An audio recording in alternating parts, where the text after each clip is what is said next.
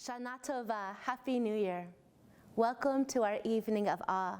This is a spiritual experience designed to explore the themes of the High Holiday season, from forgiveness to atonement, from loss and doubt to faith.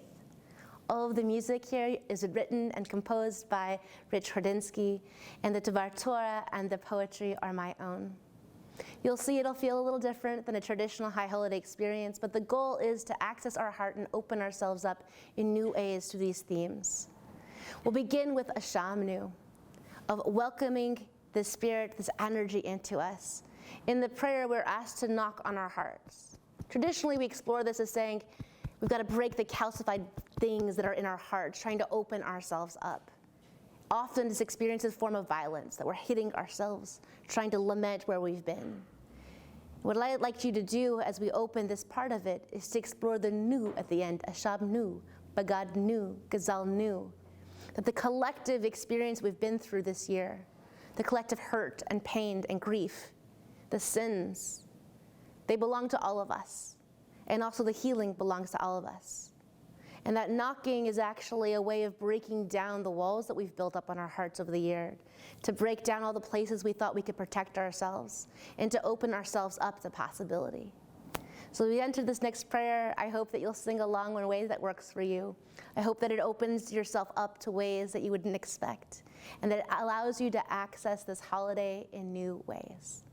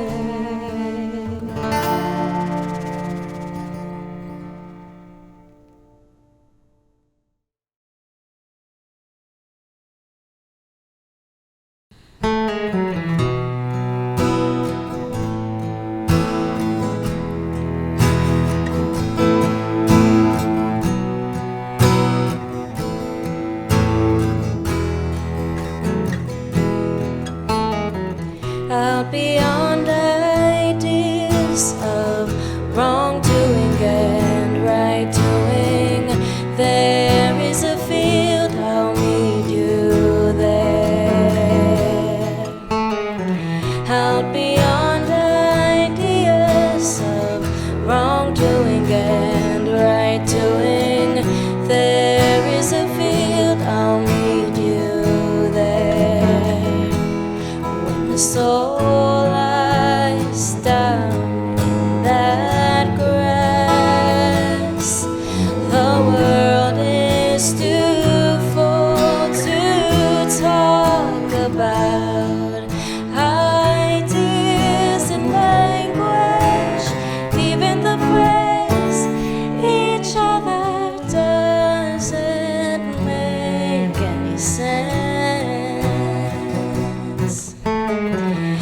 out beyond ideas of wrongdoing and right doing.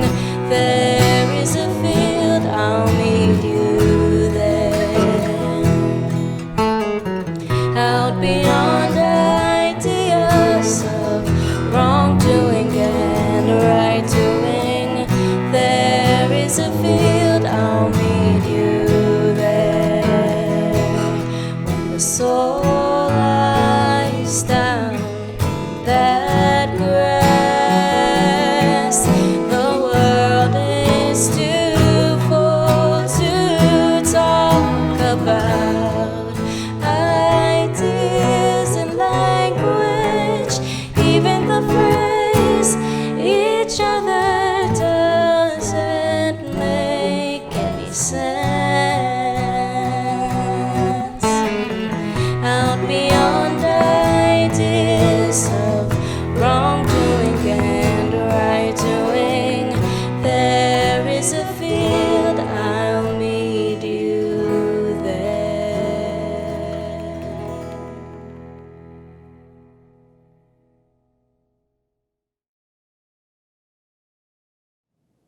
The moment we say, I can't handle this anymore, God says, I know you can't. Let's talk tomorrow. The moment we acknowledge what we cannot do, we open the door a little wider, giving ourselves a bit more strength than we thought we had.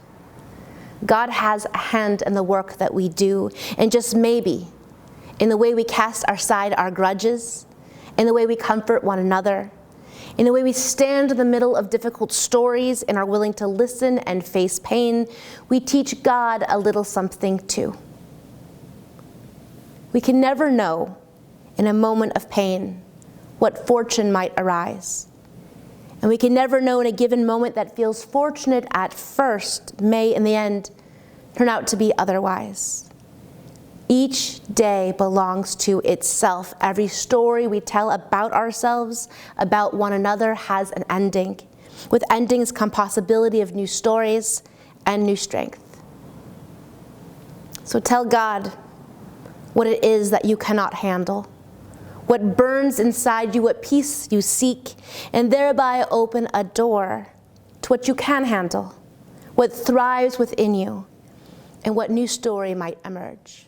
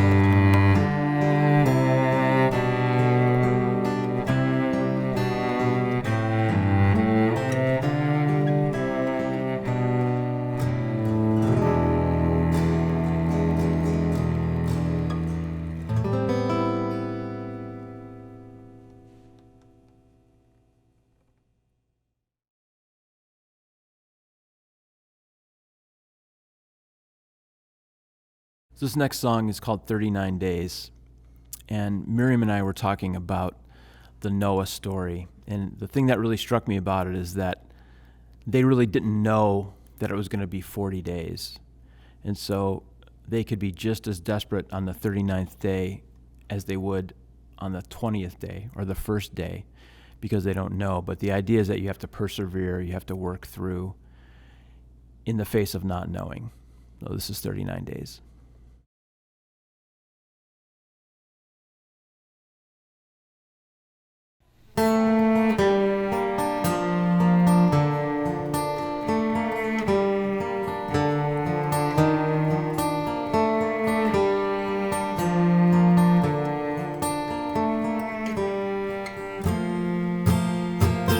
Seeing, not seeing, knowing about not knowing, understanding I don't understand. But there's work enough, but there's work here enough, but there's work enough above of our heads.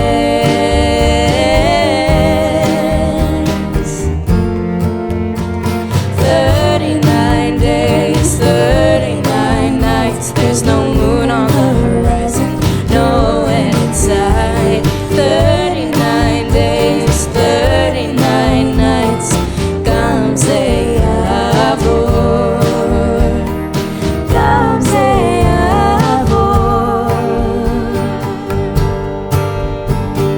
nothing I can't bear witness to, nothing too small to see, nothing that doesn't matter, nothing but you and me. But there's work enough, but there's work here enough, but there's work enough for both of our heads.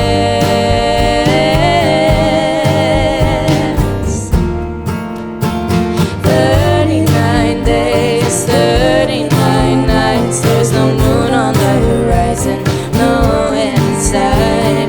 39 days, 39 nights, comes a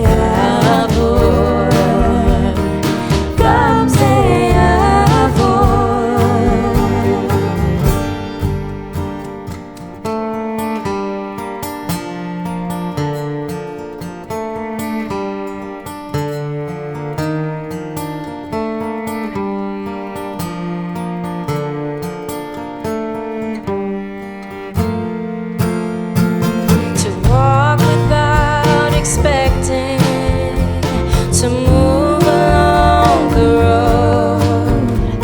There really is no limit to the garden of the world. But there's work enough, but there's work here enough, but there's work enough for both of our heads.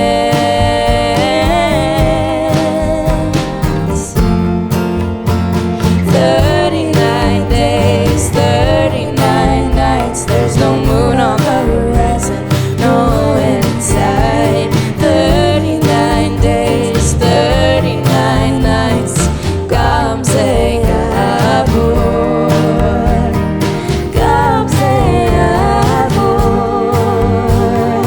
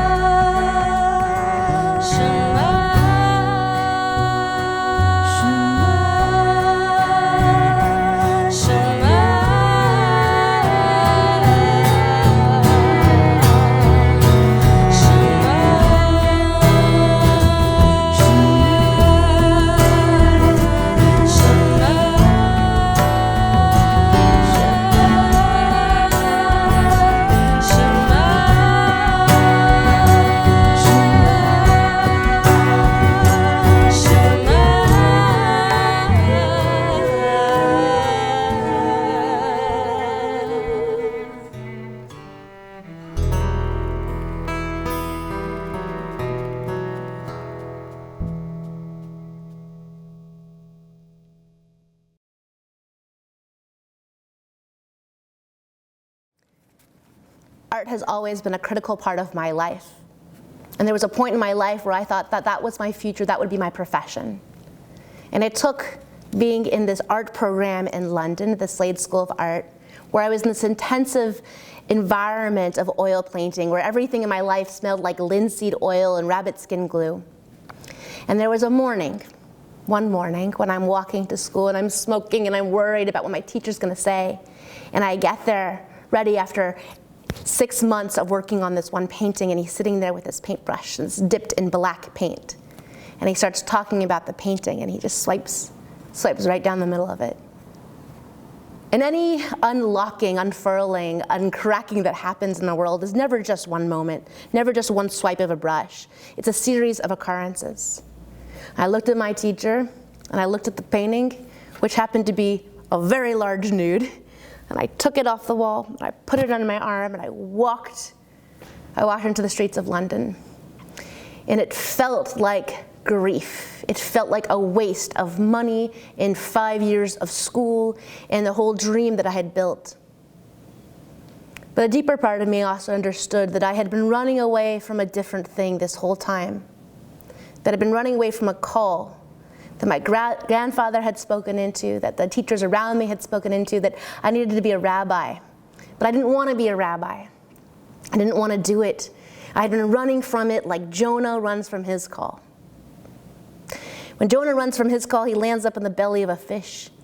He tries to jump overboard. He does all kinds of things to avoid Nineveh, to avoid the place where he's been called to. And that's what Nineveh is in our Bible. It is the place where we are called, the place where the Lord sends you to do something, and at some point, you gotta get there and do the thing. I think each of us, in some way, has a Nineveh, a call, a place that's been calling to us all along, like a stream that works through us. You can say that you've had a crossroads or a choice. I like to think of it as a cliff because I'm dramatic like that. That there's these places in our lives where we stand on the precipice of something, which is ourself, our life, our world. And when you stand at that edge and you wonder what's at the bottom or what's keeping you from jumping, we have to sort of put ourselves in conversation with that edge, which is terrifying, precisely because you know exactly what's down there. Destruction, alienation, depression, fear. At the bottom of that cliff is the place of I don't believe. And why should you? Why should you believe in love after divorce? Why should you believe you can bring life into the world after a miscarriage? Why should you believe you can be successful after failing professionally? Why should you believe in abundance after bankruptcy? Because you lost it all.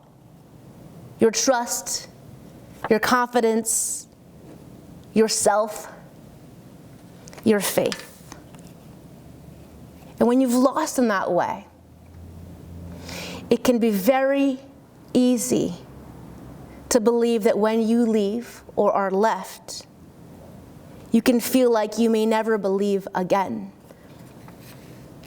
Like a piece of the grief is that the gifts you received when you were in those positive moments, when everything was working, like comfort or joy or possibility, are no longer available to you because you've lost it all. And we get in that place, and so we start to bargain. I say, I never want to experience divorce again, so I will never open myself up to love again. I never want to experience what it means to lose a child again, and therefore I will not get pregnant again, or pursue fertility treatments, or adopt or foster. I want to never feel broken and scared again, and so I won't X, Y, Z. We talk ourselves back into Egypt as Israelites, right? That's part of our way of saying, well, if I'd only known it was going to look like this, then I would do X, Y, and Z. If I only had known it would be uncomfortable here out in the liberated world, then I would just stay back in Egypt where there were pyramids to build and food to be had, and I would be enslaved and broken and scared and not following my call. Or we tell ourselves that we can plan, which is such hubris. Because when we over-plan, it's part of our fantasy of control. And we miss out on opportunities and meaning and possibility because we think we can predict the future. Like those Israelites who complain in liberation because it's not the liberation that they expected. This was supposed to be fun out here. This is not supposed to be a desert. This is not supposed to be wilderness. I'm supposed to already be in promised land. And they're mad. They're mad that the liberation doesn't look the way they wanted it to look because it's scary. And when we overstick to our plan, or we think that we can figure our way through this or think our way through this too much, then it can make us bitter. And maybe we can miss out on the good that's available to us that we didn't expect. There are lots and lots of practical reasons for bargaining and for planning. We have to do that. We have to figure it all out. But when we know that this is the time to take the painting off the wall and hit the street, to get ourselves to Nineveh already, to answer the call, but we've told ourselves that we can't do it because we don't have faith enough, that's when that doubt creeps in, where we doubt ourselves and our world and our God. And we delay our living in our potential because we've told ourselves that faith cannot include doubt. And if you're waiting for a moment to change that has no doubt, that moment will never arrive. There will be seasons in all of our life where faith is dead to us, where God is dead, where there's no meaning in any of this tradition. But there's no room for faith when you take away doubt. That's Dostoevsky, it's not me. There's no room for faith when you take away doubt, because if you have all the answers, where's the space for believing? When we tell ourselves we don't have faith, what we mean is that we're scared. That we're scared of the doubt that's also part of that faith. But the truth is that most of us, most days, get up in the morning and we start the day anyways, no matter what yesterday happened. That faith sometimes just looks like believing in tomorrow. That's what the Kaddish is. We stand up, we say the mourner's prayer. It's all about life. We stand up in our deepest grief, and as a people we say, I'm not alone, even though you feel alone. And I believe that life is worth living even though I have lost so much.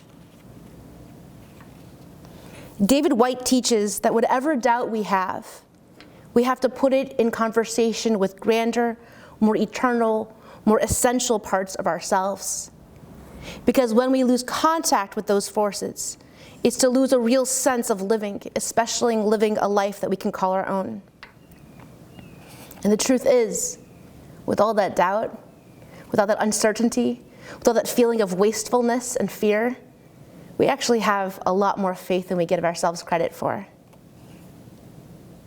For me, I find it most helpful in those moments to focus on the people and the places, on the true miracles of when others try again anyhow.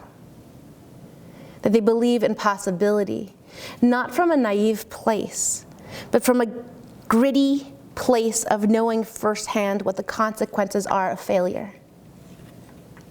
We're in a new year. That's part of the Jewish season.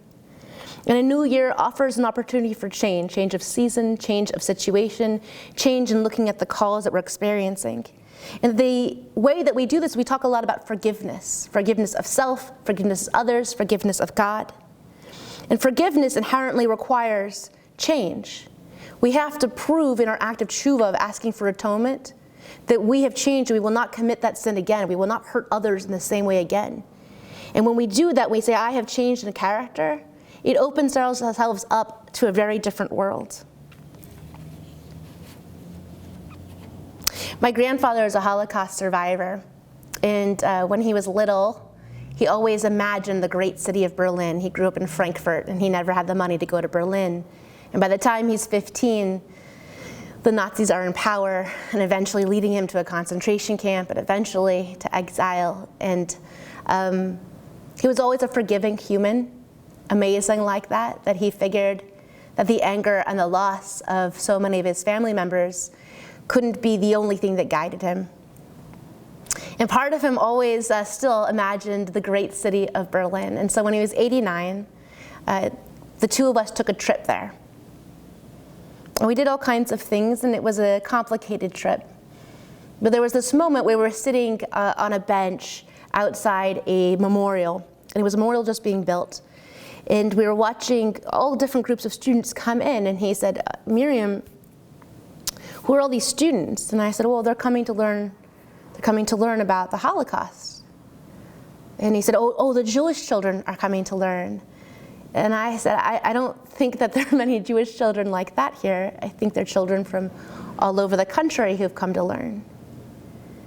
And he looked at them, and he said, I didn't know it was possible. And he started to cry. And what he meant, later, we talked about it, he didn't know that his story belonged to a bigger story.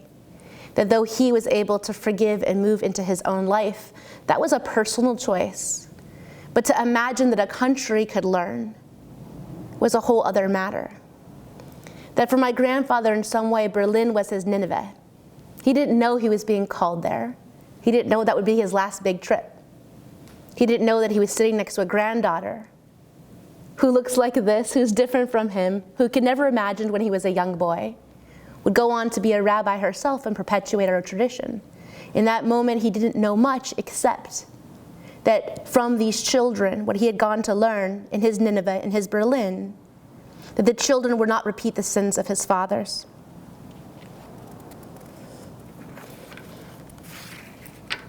We each stand on cliffs, on edges, on journeys that eventually always will take us to Nineveh. And I'd like to offer you a gift, which is to know that faith is always accompanied by doubt and grief and fear. But the greatest changes that we can make in our lives are the ones that allow us to remember ourselves and to reimagine ourselves at the same time.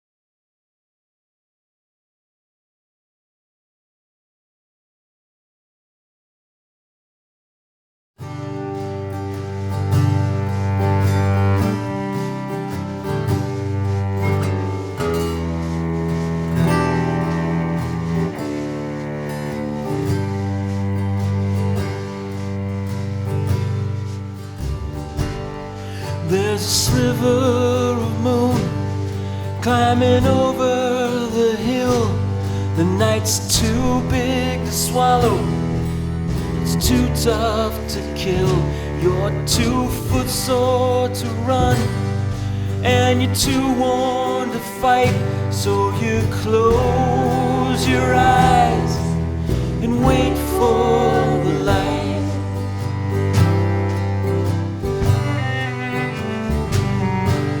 You sat in the garden with your back to the wall, afraid to sit pretty, afraid to stand tall.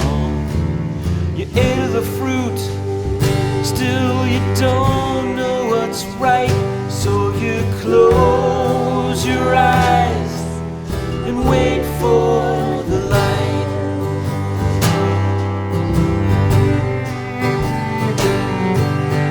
Wait for the light, wait for the light, like a babe in the cradle with the shutters drawn tight. When the oil in your lamp won't last the night, you just close your eyes and wait for the light.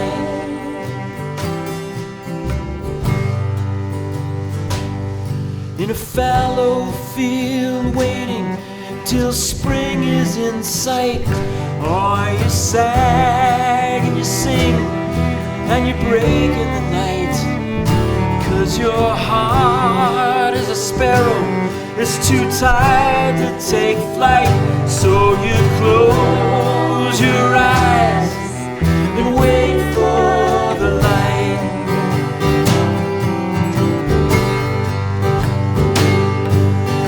Wait for the light, wait for the light. Close your eyes and wait for the light.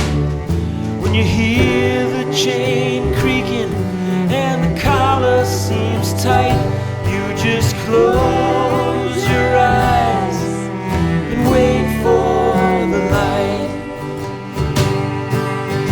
Wait for the light, wait for the light. Close your eyes and wait for the light. Through the smoke of the battle, when there's no land in sight, you just close your eyes and wait for the light.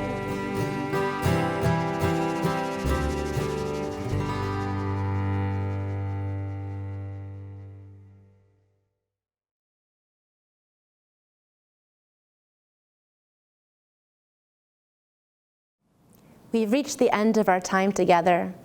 And every time that we're together, we always want to send you off with blessing. So do what's right in your body to feel like you can receive right now. You can put your hands out. You can put your hands like the traditional priest did. You can put your hands on your head like maybe your parents did, or you can give yourself a hug, or you can take a knee. Whatever feels right in this moment to receive a blessing. First, I'm going to offer you the ancient threefold blessing of the Jewish people. And then we're going to go into benediction, a song that Rich wrote for his children, which are also all of you. Yivrechacha Adonai v'yishmerecha, may God bless you and keep you. Ye'er Adonai panav alecha v'chonecha, may God's light shine upon you and be gracious unto you. Yisa Adonai panav alecha v'yasem lecha shalom.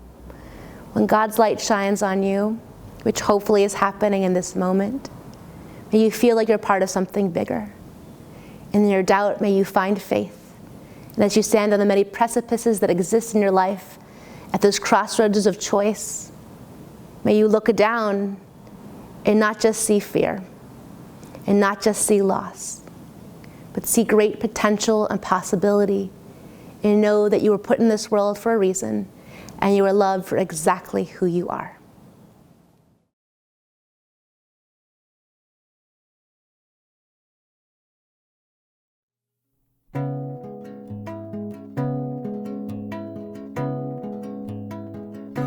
May every stumble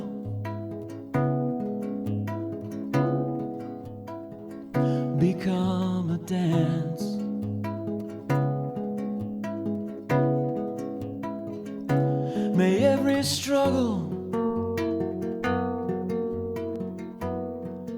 become a new romance.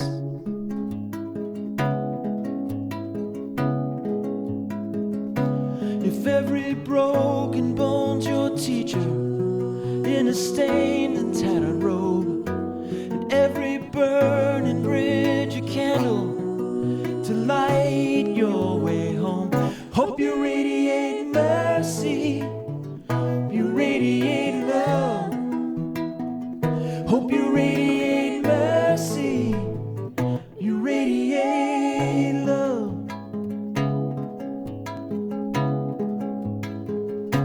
May every stutter become a new haiku.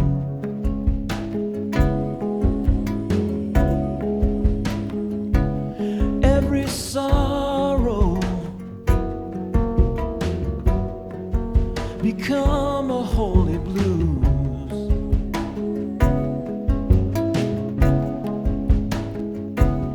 When your road begins to narrow and the serpent nips your heel, raise your voice in holy laughter like a scepter forged in steel.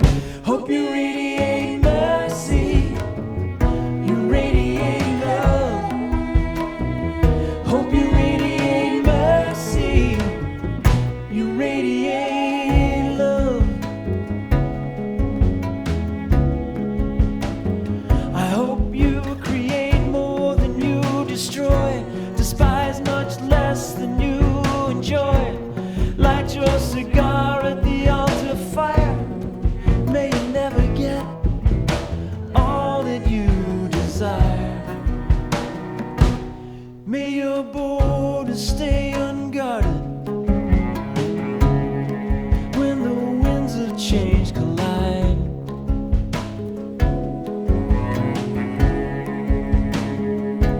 And on your lips a word of welcome for the traveler outside.